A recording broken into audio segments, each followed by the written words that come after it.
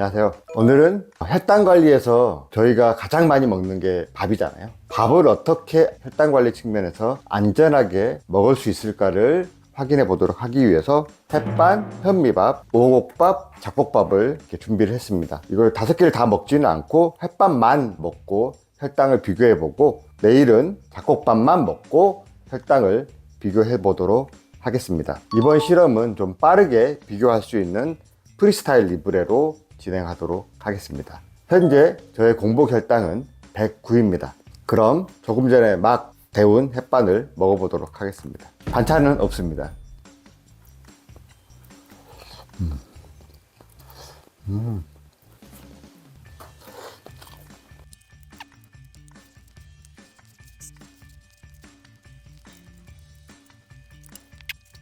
이렇게 햇반 210g 짜리를 비웠습니다. 1시간 정도 운전을 해서 출근하도록 하겠습니다.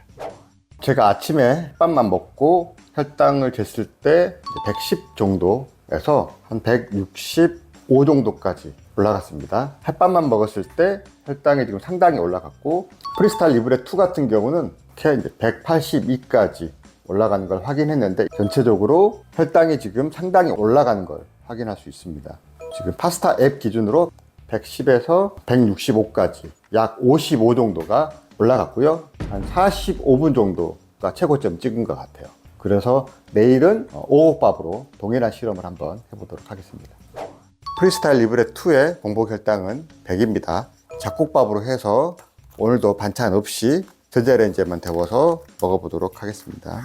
현미, 흑미, 보리를 넣었다고 합니다. 현미하고 보리가 또 있어서인지 백미보다는 좀 많이 씹어야 됩니다.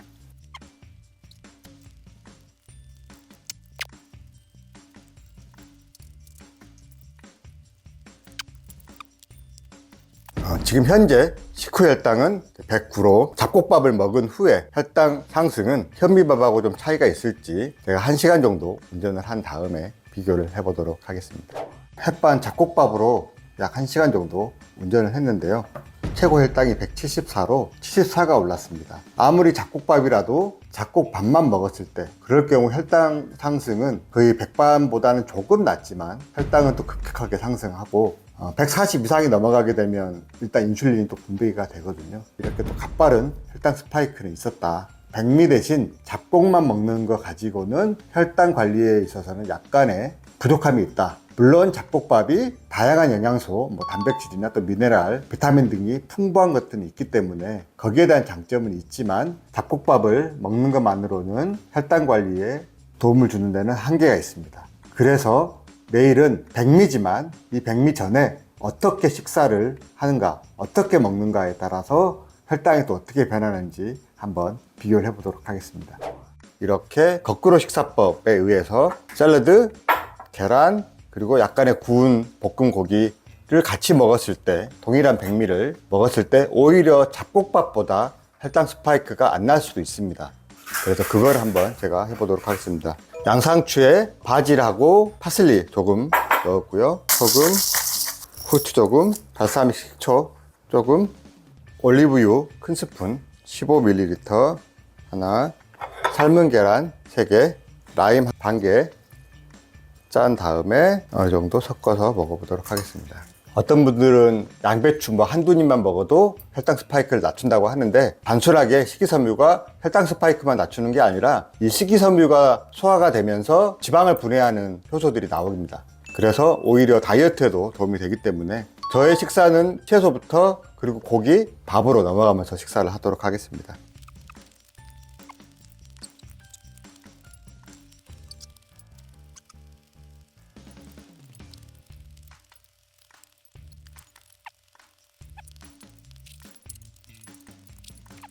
이렇게 채소를 먼저 다 먹고 나서 고기하고 밥을 먹을 건데요. 어제 그제와 동일하게 210g, 이런 요리나 음식류들은 거의 짜지 않게 제가 조리를 합니다. 돼지고기에 김치 같이 좀 볶은 걸로 한 190g 정도 됩니다.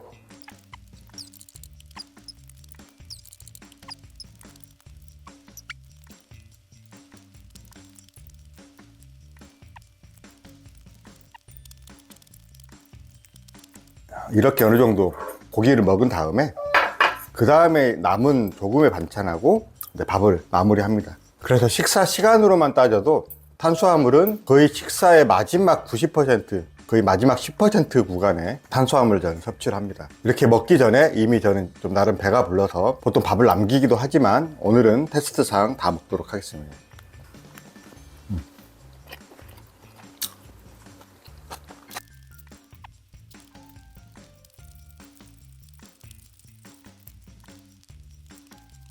오늘 이렇게 큰 그릇에 샐러드에 올리브 오일, 라임, 소금, 후추, 발사믹 식초 이렇게 해서 계란 3개를 넣고 먹고 난 다음에 고기볶음을 먹고 햇반 210g 한 그릇을 비웠습니다. 탄수화물 양으로는 어제보다 훨씬 많고 실은 밥 양으로는 어제 그제 먹었던 거와 동일한 양입니다. 그렇지만 사전에 이런 다양한 식이섬유, 채소와 단백질, 지방이 풍부한 고기를 먹었기 때문에 혈당 스파이크가 어떻게 변하는지 동일하게 1시간 정도 운전을 해서 확인해 보도록 하겠습니다.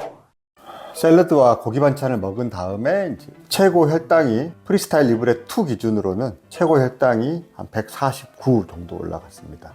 올라가는 각도도 완만하고 잡곡밥만 먹었을 때는 170대 초반을 약 한 35분 만에 올라갔고요. 그제 현미밥만 먹었을 때는 182까지 또 35분에서 40분 만에 올라갔는데 149까지 올라가는데 55분에서 1시간가량 천천히 올라갔습니다. 파스타 앱을 통해서도 확인해 보면 129까지 정도 올라가서 분명히 탄수화물 섭취량은 어제 그제 비슷하고 어제 잡곡밥을 먹었을 때보다는 혈당 스파이크가 당연히 높아야 할 백미를 먹었습니다. 그런데도 혈당 스파이크가 오히려 잡곡밥보다도 혈당 스파이크가 낮게 나타났습니다. 잡곡밥을 먹을 것인가, 거기에 콩을 넣을 것인가, 렌틸 콩을 넣을 것인가 이런 고민보다는 밥에 대한 고민보다 밥 먹기 전에 채소나 고기를 적당히 먹어주고 먹는 게 오히려 혈당 관리에 도움이 됩니다. 여기에 만약 제가 식후에 약간의 운동을 조금 했다든지 밥량을 조금 줄였다면 아마 이런 혈당 스파이크도 나오지 않았을 것 같아요. 탄수화물 섭취 너무 고민하지 마시고 종류나 이런 것에 너무 연연하지 마시고요. 평소 드시기 좋아하시는 맛있는 거 본인의 취향, 소화 잘 되는 것을 드시고 그 전에 채소와 고기를 먹어주시면 혈당 관리에 도움이 되면서 식이섬유와 단백질 그리고 지방이 풍부한 각종 미네랄이 풍부한 식사를 하실 수 있을 것 같습니다. 다음에는 흰빵과 통밀을 한번 비교해 보는데 정말 혈당 관리에 통밀빵이 더 좋을지 비교를 해보고 또 이런 비슷한 방법으로 통밀밥을 또 건강하게 먹는 방법이 있을지 한번 실험해 보도록 하겠습니다.